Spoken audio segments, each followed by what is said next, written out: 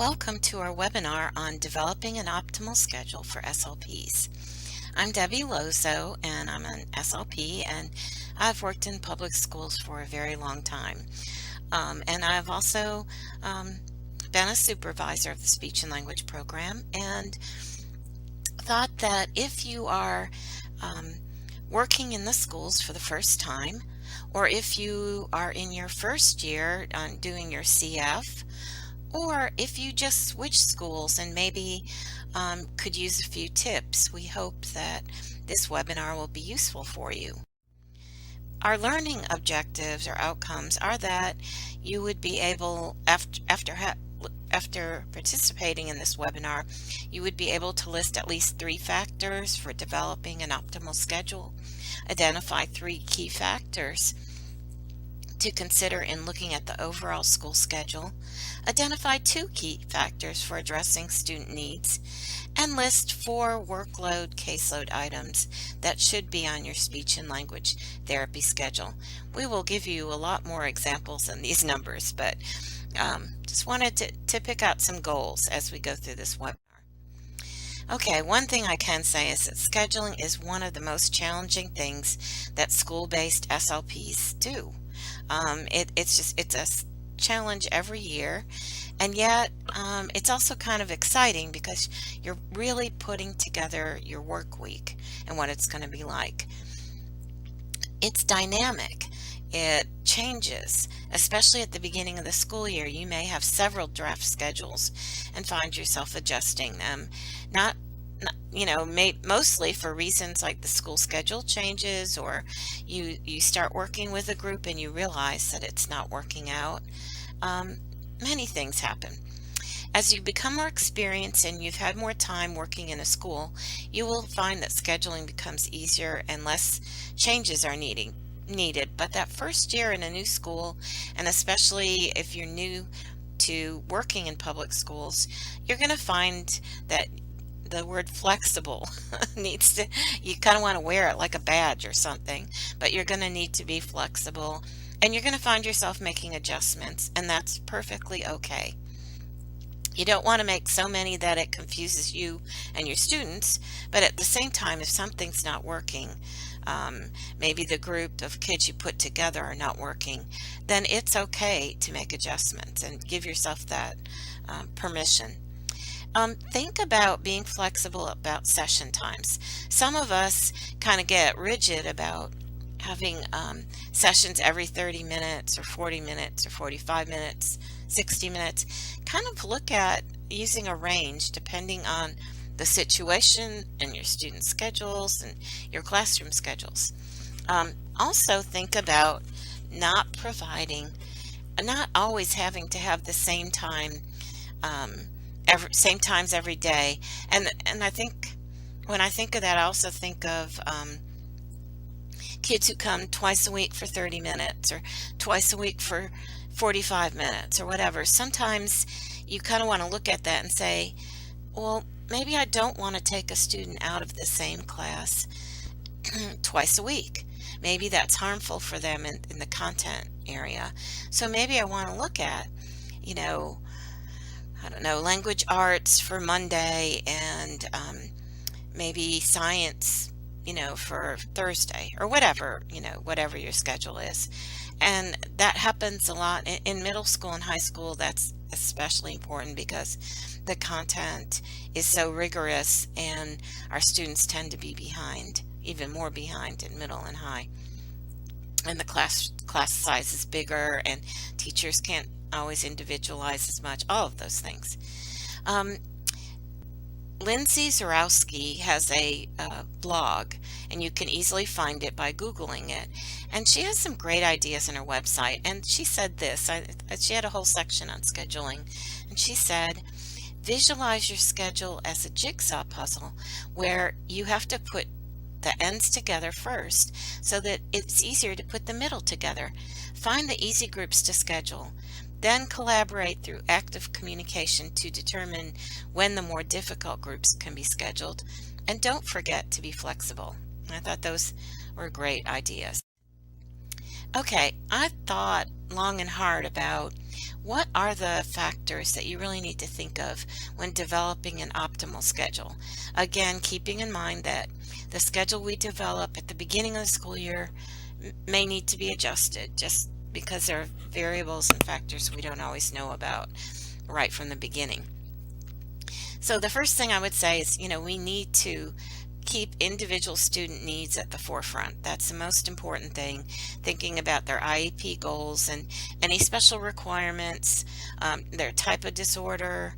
Especially there are different types of therapy that are needed for social skills, fluency, initial therapy, the need for peer interaction, their grade level, other issues like behavior, attention, etc. So that's the most important thing, is planning for our student needs. But once we in and as the school year goes on, you are going to be developing IEPs.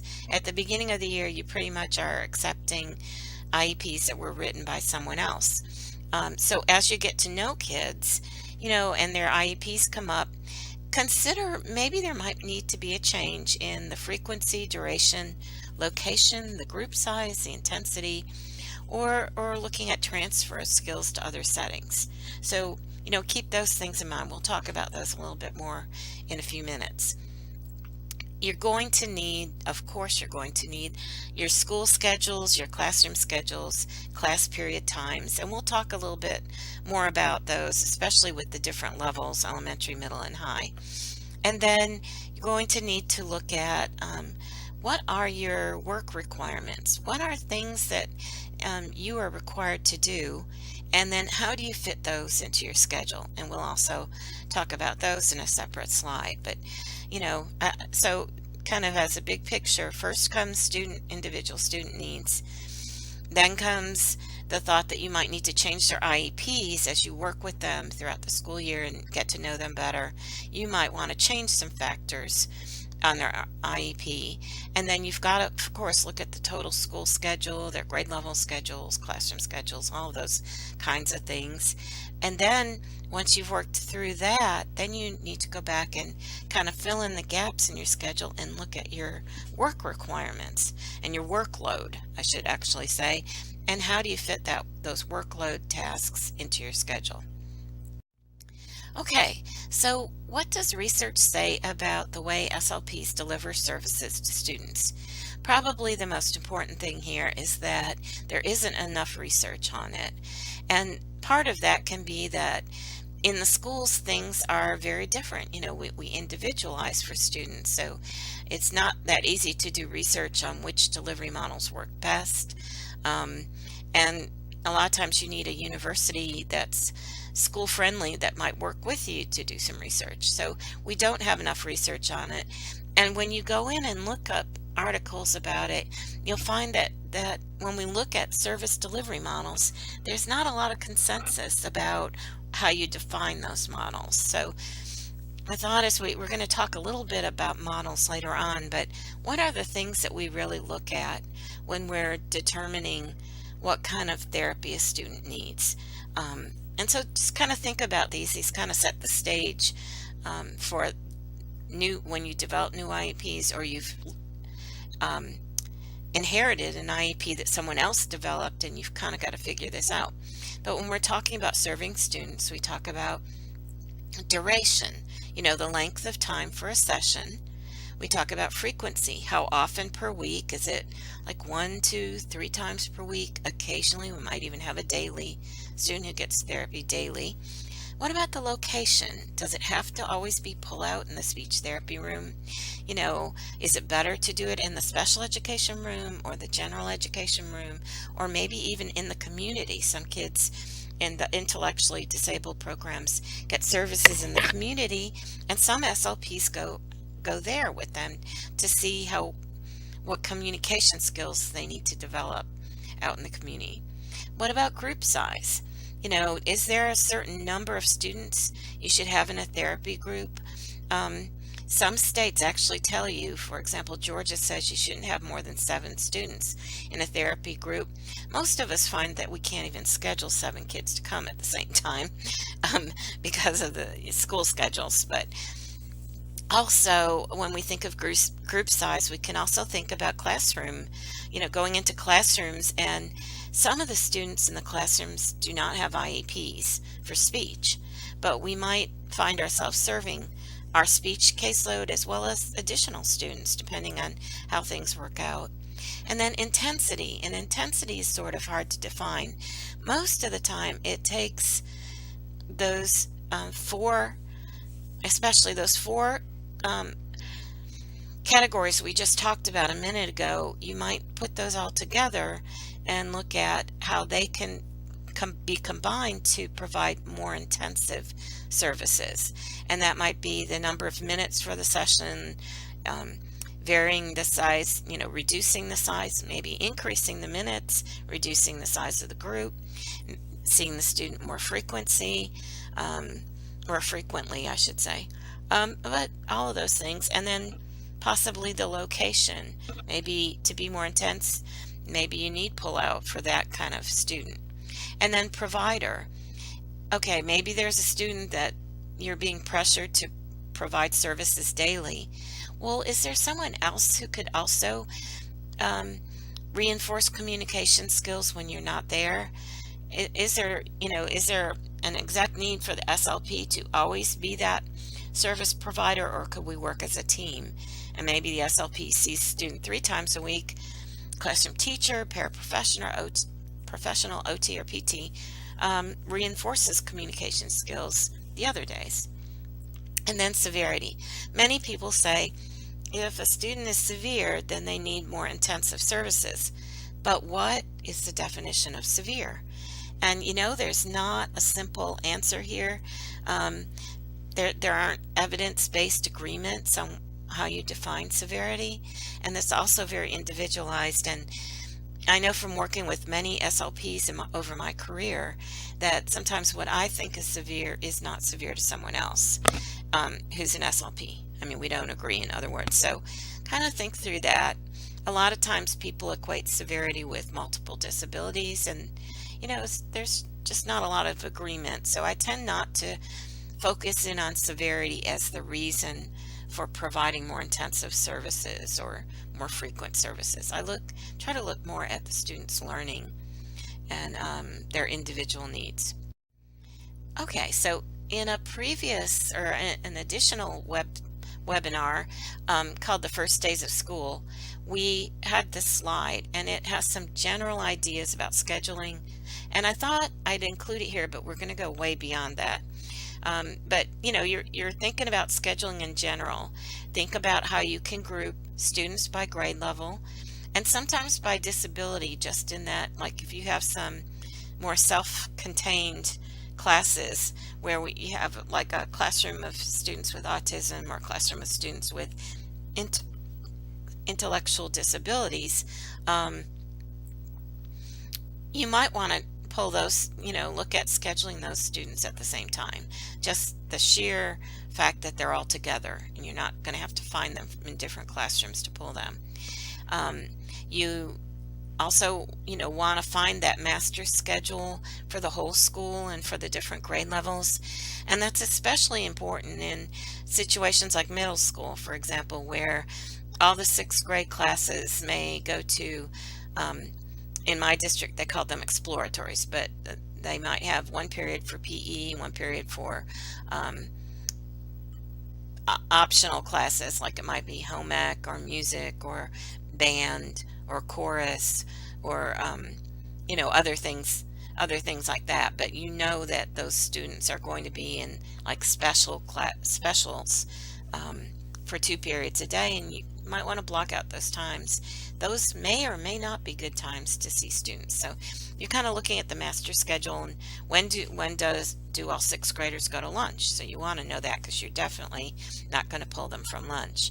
And it's especially a good idea to check with special education teachers, especially the self-contained teachers, first, and get their schedules. And especially, like I said, if you had a lot of students in a couple of those classes, and you want to check out those schedules first. As you're working with teachers, don't give an open choice. Here, look at my schedule. When's a good time? But rather Start being strategic and give them 2 or 3 choices for times. Maybe not even showing them your schedule, but more um, saying, well, these are 2 or 3 times I think that would work. Which one would be best for you? Do you see any of these working? Send copies once you have an actual schedule or finalized schedule. Send copies of your schedule with your students' names highlighted to each teacher so that the teacher knows that you are pulling them from their classroom at that time. Most of us are careful about the kind of schedule, the names that we put on the schedule.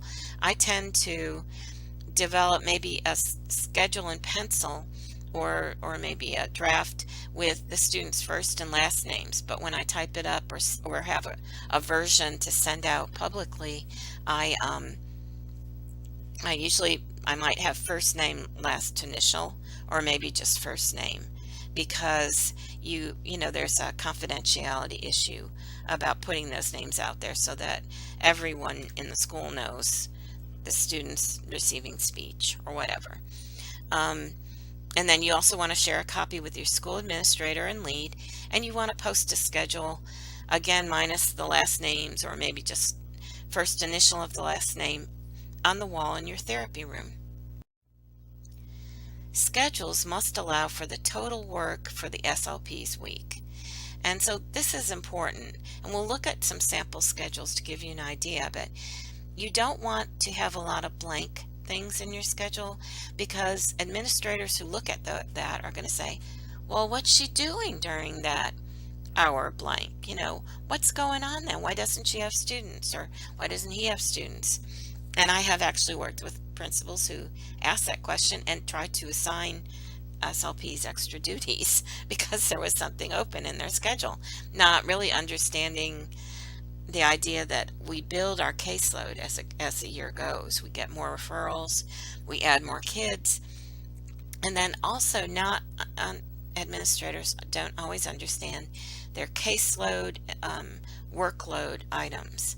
So these are not listed in any special order, but these are the common ones that I see SLPs throughout many different states having to deal with. Your school district and speech department may have to do Medicaid documentation. That's a school district by school district decision. So again, your school district may have opted out, but and then some opt in. How much time do you need to spend in RTI, response to intervention activities, which is what happens before a student is referred for an evaluation for a special education program, which includes speech and language. We're under that umbrella. Is there time in your schedule for classroom observations or visits? Because often that's so critical in looking at getting students to transfer and apply what they've learned in pull-out therapy. You should have time for lunch. No matter whether you eat lunch or not, give yourself that time. You need a break in the middle of the day.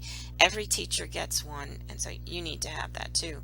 And then, do you have periodic speech meetings from your speech department, or your school department might even have team meetings? So make sure that you get those on the schedule. If they happen every Thursday, you want to put that on the schedule.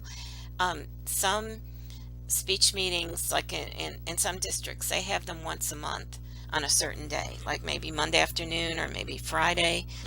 And so many SLPs will put that on their schedule and say something about, when I'm not in a speech meeting, I will be doing this.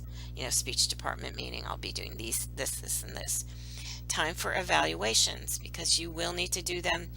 In elementary school, you have a lot of initial evaluations, plus some re-evaluations. After so many years, a recommendation might be made to re-evaluate a student. In middle school and high school, you have more re-evaluations. So either way, you've got to have time, and that is something that makes SLPs different from other special ed teachers, the amount of evaluations we have to do. Included in that evaluation process is often gathering case histories, reviewing student records. So, when I think evaluation, I kind of build that part in too. And then developing an eligibility report or evaluation report. It may depend on what your school district calls it.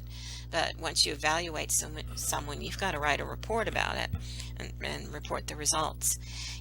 Make sure to include travel to other schools if you're itinerant. That's very important. Include communication with teachers. If you have time for classroom observations, you might combine classroom observations and conferences with teachers. Um, there will be You will need time for meetings with parents and school staff, especially IEP meetings. You'll need time to prepare IEP meetings. You'll need time to analyze the data that you collect in therapy, so that you can get a big picture of what the student needs and what their progress is, so that you can develop a progress report or prepare a new IEP. Um, we mentioned team meetings, speech meetings, and team meetings that occur in your school. Time to co-plan with teachers. Time for you to plan for therapy.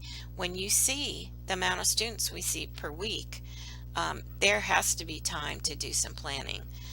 Really, there should be time every day, and every teacher gets a planning period. And if they get one, then SLPs should get one too. And then some places, many places actually, assign SLPs school duties. And you want to report those on your schedule. You want people to know that you've been assigned some school duties, even if they're episodic. You put something in there about that, first 3 months I have to do car duty or whatever. Okay, so those are some ideas of some of the workload items that you might want to list on your schedule. I do have a disclaimer though. I would say that again, as we talked about before, developing an optimal schedule, quality therapy to students comes first. So think of that contact with students goes first on your schedule. And don't develop a schedule where there is more workload time than service to students' time.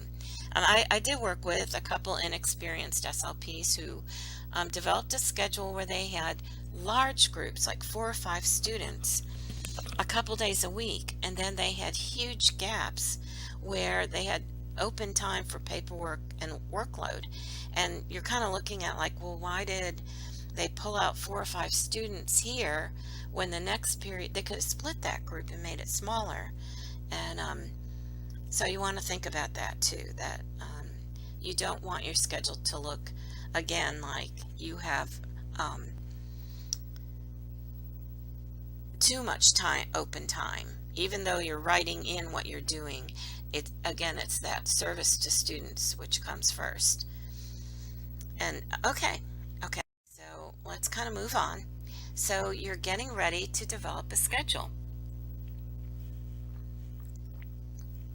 What do you need to have with you? You need a blank template with the times for your sessions. And like I said, those could be draft times, and I encourage you to not necessarily go with every 30 minutes. But what I find is sometimes I start out with that schedule. If I'm in elementary, I might list those times and then I will change them as needed. But you kind of need a blank template. If I was in middle school, I would start out with the times, the different periods and when the bells ring, first period, second period. And if there was I would just go by that and then and work through that. So it just depends on your school schedule. Then have some sticky notes ready, so where you can possibly pencil in some groups, or sometimes I use the sticky notes to help me remember, like Johnny's parents said, do not take him out of reading ever. So I might have that little sticky note somewhere to remind myself. Or I might say, I have this social skills group for 6th grade, and these are the kids I need to work that group in somewhere. And then have your school schedule and your student schedules available so that you can constantly refer to those as you work through a draft. And then have students' IEP goals and objectives readily available, because you might, as I mentioned before, might find that there's a group of 4 or 5 kids who are all in second grade who can all come at this one time. Maybe 2 days a week even can come to your therapy room, or you could go to their classroom. But then you're going to have multiple goals, and they're going to be different goals. And you want to go back and look at that, because there might be a chance that um, they're not they're not going to work together that well, or someone might have a special need, so that you might see them once in a large group and then break it down into a smaller group or whatever.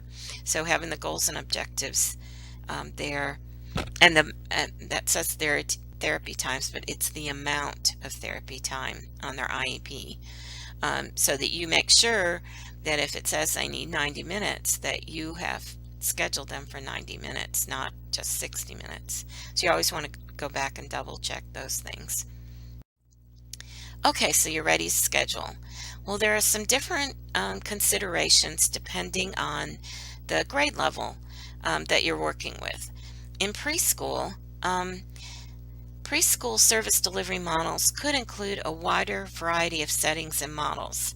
Like, it could include some home-based programs where you go into the home, community preschools, maybe a center-based program in your school district, and maybe even some, we used to call them walk-ins, but kids who live in the neighborhood and their parents bring them in for therapy in their local preschool therapy in their local school programs. So kind of look at all of those things, and then build in travel time, and then also think about, is there any need for consultation time while you're in those places.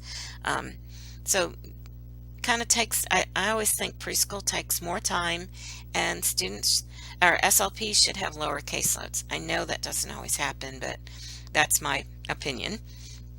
SLPs may work directly or indirectly in the preschool classroom, and go through like the daily routine activities, as well as do pull out for smaller group therapy.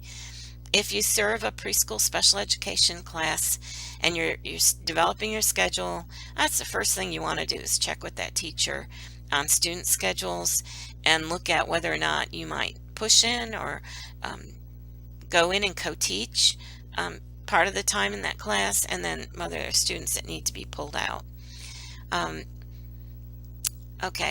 There is an emphasis in preschool on contact with caregivers, with families, with community preschools.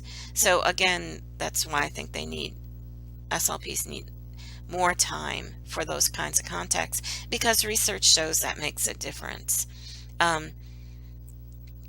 And then sometimes SLPs have an elementary caseload, and then there are some preschoolers who come in, like I said, as walk-ins or transported in for their therapy.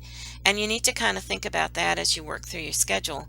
Preschoolers kind of need a different therapy approach, different materials, and maybe even different times. And then often, most of my preschool therapists that I worked with usually allowed about 5 minutes after the session to go over with the parent what they did and give the parent some ideas or some homework to work with the kids. So you got to think about all those things as you develop a preschool schedule. In elementary, you really do need the total school schedule if you're serving K through 5. And you need to know when every class goes to lunch, and PE and specials, art, music, counseling even sometimes, and sometimes the media center. I didn't put that in there, but you kind of want to know what all those schedules are so that you can work around them. It's a good idea to check on the schedule for any self-contained special ed classes that you have, because again, you might go into that class or you might pull those students out in different groups, and they usually have a different schedule from the different grade levels. You might want to check on special education resource schedules, and those are kids who might go to the resource room for a certain period a day, and you may or may not want to pull from that class, so you need to double check that. And then think about when you can begin the day and end the day, like the last therapy session. So double check the school schedule to make sure, sometimes there's homeroom and you cannot start your speech therapy classes until say 8 o'clock.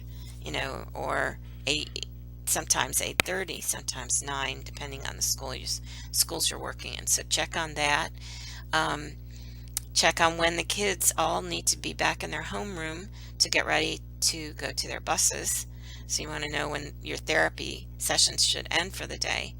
And then if there's another SLP serving the school, oh gosh, work with that person to divide the caseload and develop each SLP schedule. And if you're lucky, that might be an experienced SLP who's been in that school before. And if that's the case, then they can provide some great information in helping you develop a schedule. In middle school, it's more important to get the individual student schedules, because every student goes to classes, at a different time. So you absolutely, or at least I always found I had to get an individual student schedule. I would want that master school schedule that told you like when all sixth grades go to lunch and PE and music and whatever.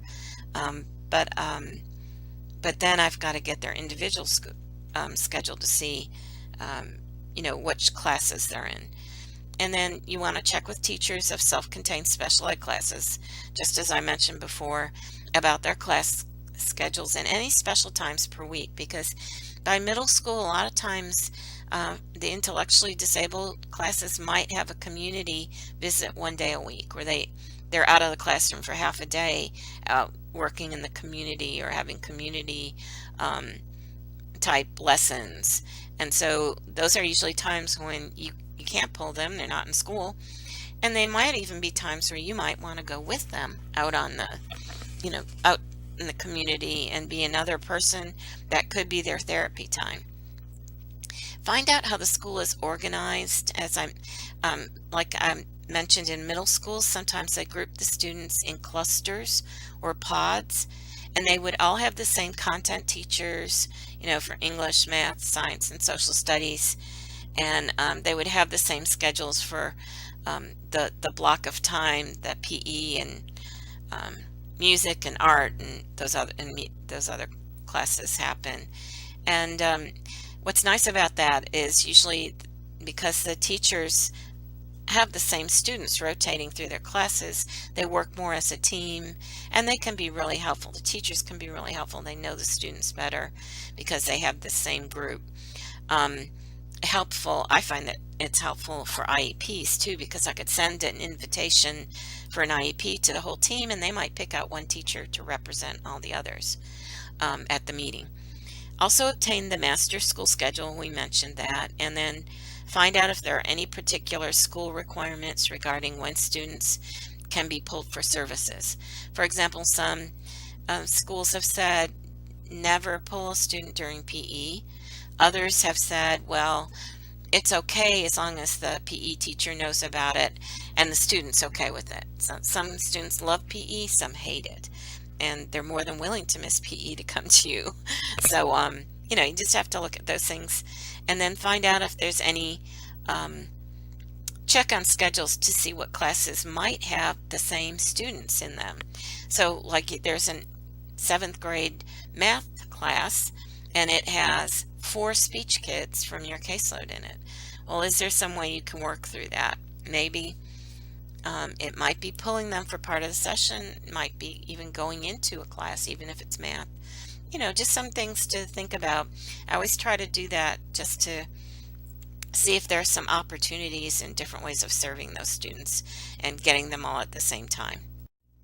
High school also requires getting individual student schedules, and I find high school is much more diverse as far as each student's classes than middle school even. So you need their individual schedules. You want to check with the special education teachers about their class schedules and any special times per week. You also want to find out who each student's case manager is. And that is if the student is not primary, which by middle and high, a lot of your kids are not speech only. They have some other primary disability like learning disabilities or moderately intellectually disabled or whatever. And so speech is more of a secondary program. So there's usually a person assigned based on that primary disability as a case manager. You want to find that out because a case manager will be helpful in a lot of ways, understanding the student's schedule, understanding the student, what the student needs, and that person will usually organize or be a key person in developing the next IEP when it's due. That's also, I may not have mentioned that in middle school, but it's important in middle school and in elementary, but especially middle and high, because the students have so many different teachers. Find out if there are any particular school requirements regarding when students can be pulled. Again, just can you pull from, PE, or there's certain classes that are so important for graduation in high school that you just shouldn't pull. One of the high schools I worked in had a remedial program or a prep program for the graduation exam, and that was a place that I should never pull them. I knew I would never pull a student during that time. Compare individual student schedules, and again, kind of like with middle school, are there any students in the same class at the same time? Because that might allow you to either pull them out for part of it, or go in even for part of the period, and just gives you more options for services. And then are there some resource classes where several students are in the same class? One high school I worked in, there were some students who all went to a reading skills class, and it was an extra class because they were behind in reading. And I actually did two things. I went into the class once a week, and that helped me really understand where they are in their reading. They each had they had an individualized software program, but there was also some group teaching time. And then also I pulled them out some so I could do more individualized things with them. So that's important too. And often the resource class teachers are more willing to collaborate with you and happy to have another person in their classroom to share some of the teaching load. So kind of think about that. Okay, so now we're going to just talk a little bit more about delivery models or different ways of serving students. And I found this quote from a book by Judy Montgomery and Barbara Moore Brown about SLP services in the schools. And Judy said, using and advocating for a range of service delivery models promotes new ideas and gains support for speech-language pathologists as school team members. So if they see us out of our closets and serving students in different settings, it helps people in the school to see us as team players and supporting their student achievement. Then I also, in that same book, I kind of thought through what about scheduling? Think about, spend a little time thinking about scheduling. As you work with students, do you start realizing that you need to make adjustments? Like if a student is making steady progress in their current delivery model, okay, maybe all is good. But if there's a lack of progress, well, could it be related to the way you're serving them? Not just how you teach them in therapy, but maybe there needs to be a change in the service delivery too. And Judy Montgomery and Barbara Moore Brown pointed out that SLPs in the schools have many service delivery options that are not available anywhere else, not in hospitals or day clinics or private practice settings.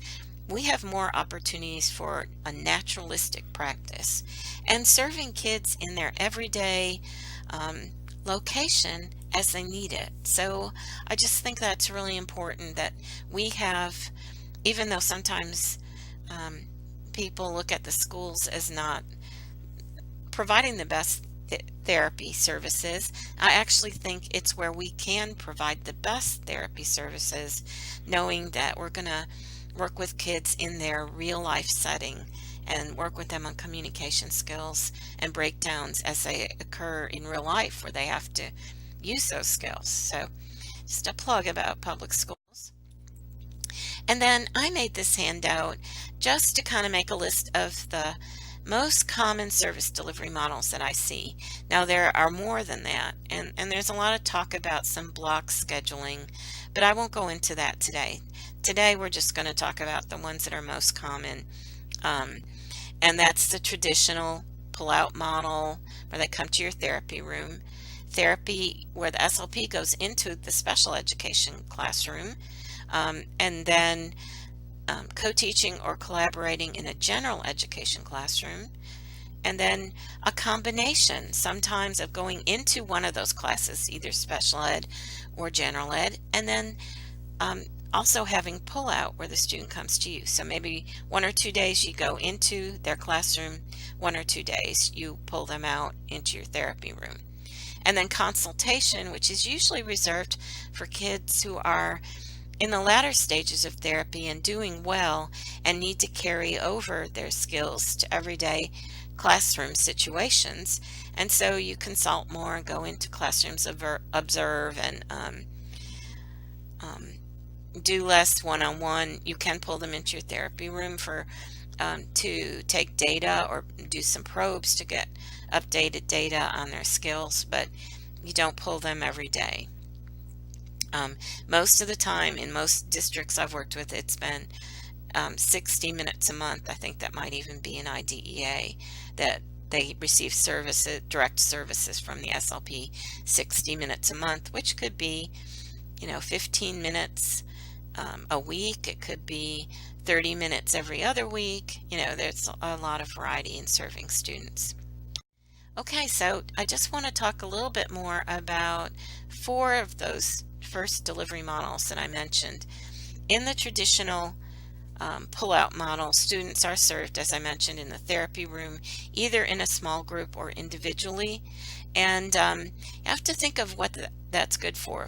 Because that traditional model used to be the only model that SLPs used, there was a kind of a thought or a interpretation that this was the best model and that everyone needed it. And through IDEA and other revisions of IDEA and other information that has come up, most people are saying that there should be a range of options to serve students, and traditional should not be the only one that SLPs use, and it should not be the only one presented at an IEP meeting. So think about that. But traditional service delivery model is good for more individualized interventions, like therapy that needs to be more personalized, like a student who stutters. You're not going to work on those skills in front of the whole class initially. You might work on it later during carryover phase, but initially to teach skills and teach the students some techniques, you need to see them in a smaller group. Sometimes social skills need to be worked on in a smaller group. Initial stages of voice and articulation therapy, and some language skills, and sometimes AAC. Depending on the situation, you may need that small group in a small, in a different room to get those initial stages, teach those initial skills. Drawbacks for traditional model: it's provided in isolation, it's away from the classroom and real life situations where the majority of their real life situations where students need to use their communication skills, and it's harder to transfer to real life situations. Okay, so let's think about in-class models, and that is the first one is going into a general education classroom. And this is often called push-in, or it may be called inclusion. And I like to use the word collaboration because we're typically as SLPs not in that classroom every single day of the week. We're usually in maybe 2 days a week or something like that. So that's more of a collaborative type relationship. But when the SLP goes into the general ed classroom, the SLP may help co-teach lessons. They may run a center. They may take a group when the class splits into groups. There's a lot of different things the SLP can do. And many might be similar to what a special education teacher does in the classroom, but with a different take in our emphasis on language development and communication skills. This model is good for context-based therapy, collaborating with the general ed teacher, providing more curriculum-based therapy, helping students carry over skills to the classroom situation. Drawbacks: it is less individualized, and sometimes it's more difficult when teaching some initial skills for therapy. There are challenges for SLPs to learn the content of what's going on in that general ed classroom, and classroom management if you're not familiar with it. And I would also say possibly behavior management and finding a time to plan with the classroom teacher is not always easy with an SLP schedule. Um, and sometimes some students, in order to get a skill, they need so many responses, individual responses where they say something or answer a question or practice a skill. And sometimes in a classroom, that opportunity for them to speak or practice or whatever may only happen once or twice in a classroom. And some kids just need more repetition. And that may be why we might want to look at that combination model. But the other model that I call in class is therapy in the special ed classroom. Some places I've heard it called the small group special ed classroom, or the self-contained classroom, or the resource classroom, but any of those types of settings. The SLP goes to the special ed classroom to provide the services. SLP might pull students or a group aside in the classroom, or may provide a center, or may co-teach lessons, or use similar models and activities to the ones in the general education when they go into a general education classroom.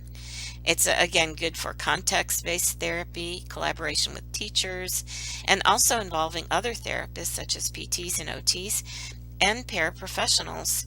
And it should be, or hopefully is, a supportive environment for more physical disabilities and behavior problems. So sometimes wheeling a student in a wheelchair all the way down the hall to your therapy room is just very time consuming and not that supportive. And if that student has physical needs, or even if that student has behavior problems, sometimes those are handled better within the special ed classroom.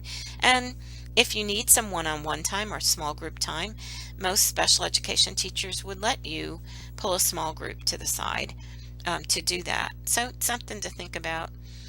Drawbacks: it's harder if the classroom is not run well, or if students are coming and going a lot.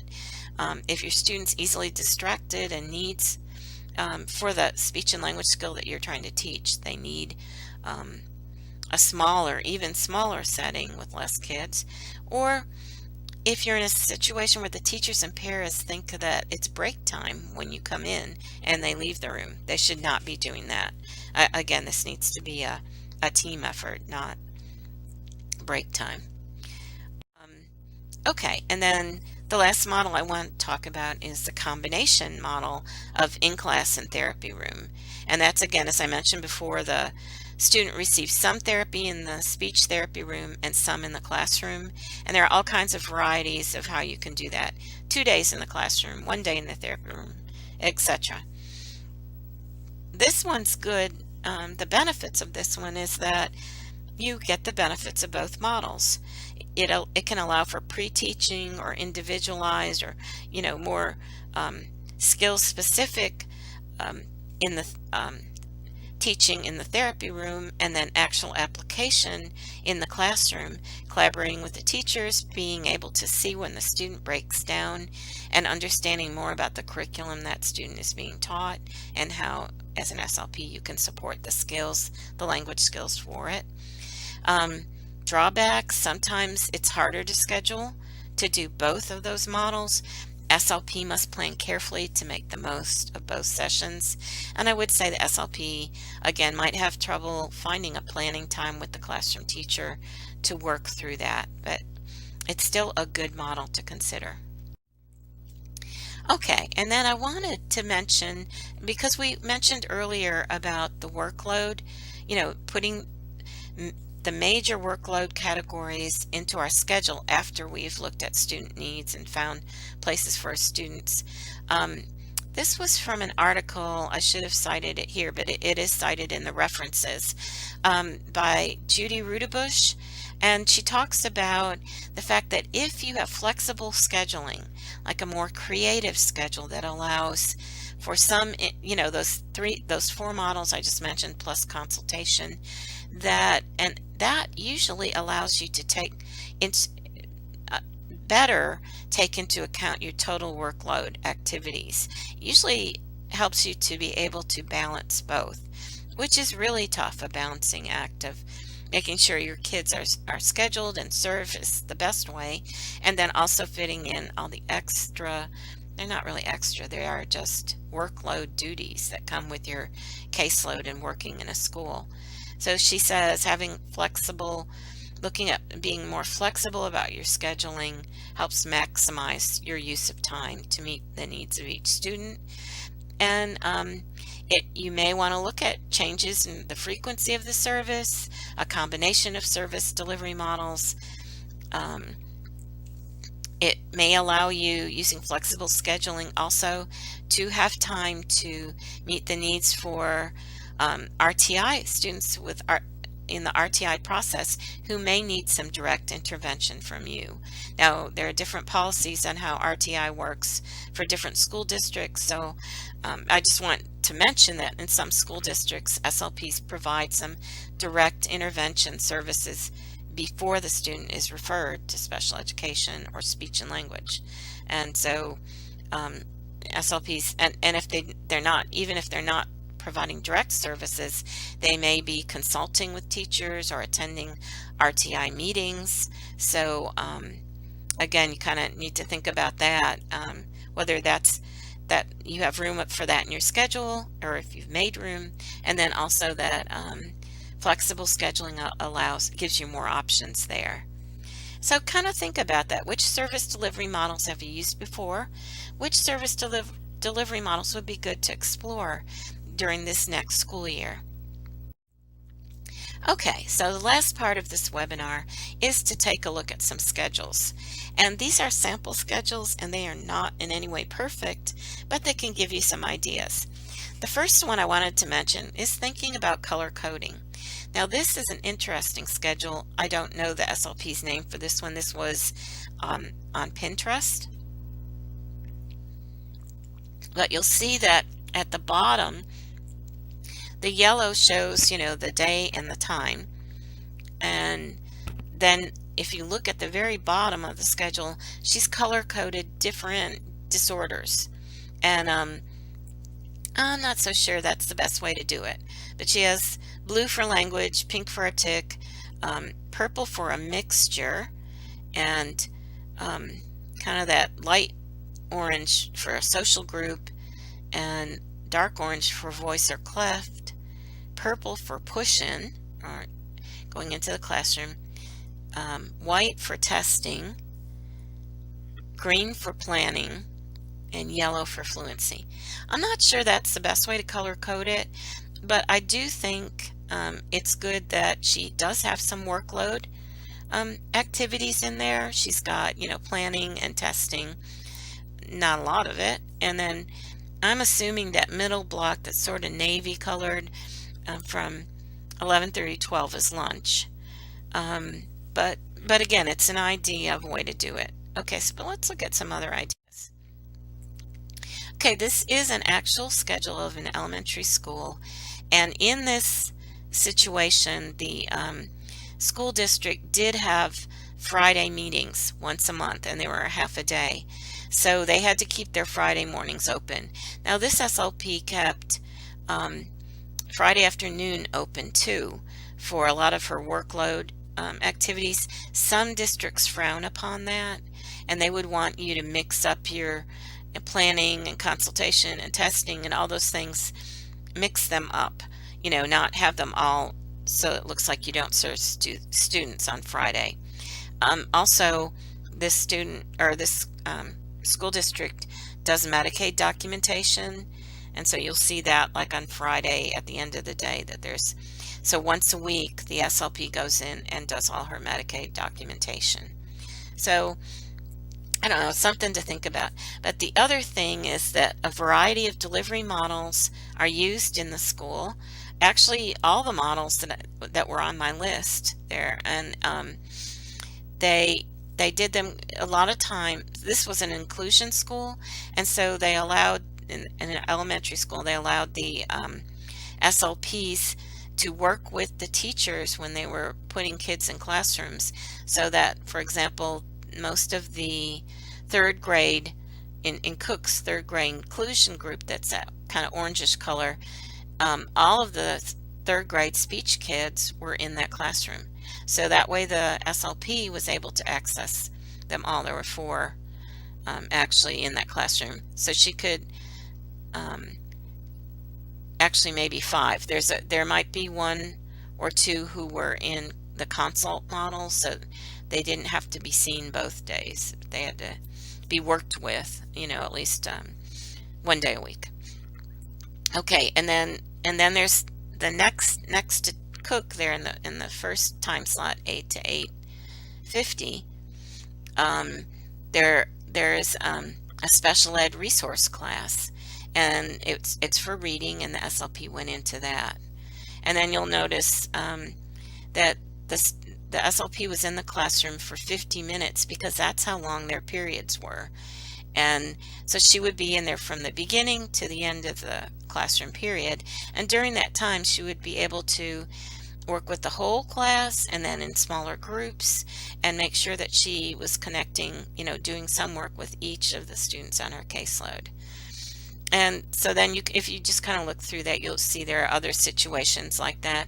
She was going into a lot of classrooms, but she did do some pull out. And so it says, like, for example, after the 11:10 to 11:40 slot, most of those were pull out sessions in the speech room. She did have some planning time every day, and then testing time, and lunch is there every day. Some of the reason why lunch isn't at the same time is some of the kids had varied schedules, and it just worked out that way that they had to be served during the lunch time or whatever, or couldn't be served during the standard lunch time. And then I think that probably self-explanatory. And you can see as you look through that there is time for some of the workload activities. Okay, so let's go to middle school. And and that elementary caseload was only 40, which was really nice, but that's starting out at the beginning of the school year. So that caseload will grow as new kids get referred and are eligible and placed in the program with an IEP. In middle school, again, the schedule, we see a variety of delivery models, and we'll see that this is run by periods because that's how the school works. There's an extended period in the middle of the day, and that is when lunch takes place, and the whole school goes to lunch at varying times during that period. So that was a kind of a good period to have planning and consult, and there was one group that was available during that time. So you see that group in pink. The other thing to notice is that often students are not taken out of the same class period twice. Meaning that, like, maybe if you look at the very first block up there, first period on Monday, that's pink.